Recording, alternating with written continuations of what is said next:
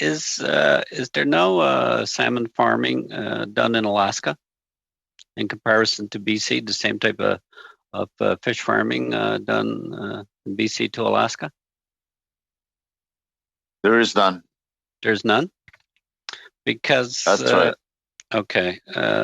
An earlier, it's not allowed, actually. Not it's only not is there okay. none, it's not so allowed. It's not allowed because in an earlier committee meeting, a witness referenced, and nobody really spoke to it today.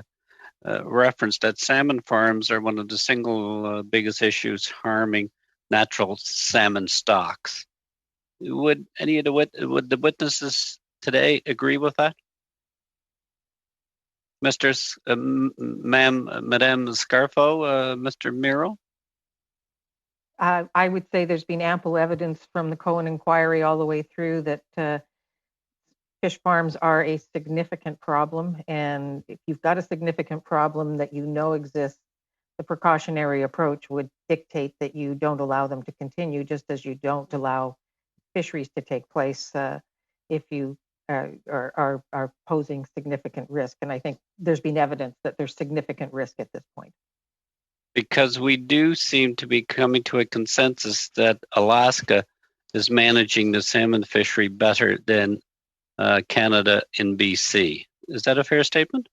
I would say so, and I think I would follow up on what my colleague mentioned, in that if you don't have boots on the ground, you don't have the information. And without the information, you can't basically manage. So you basically abdicate management if you don't go out and get that information. We have an example just this week. We know that Fraser River Run is an absolute disaster.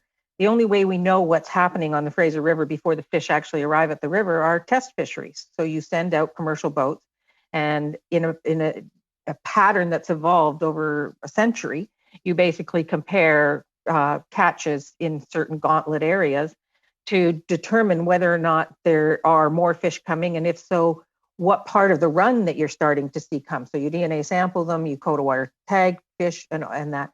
So if you don't have test fisheries, you can't manage a fishery. So they shut down the test fishery early this year on Fraser River, where we know that there is a significant problem, and now we have no eyes on the water.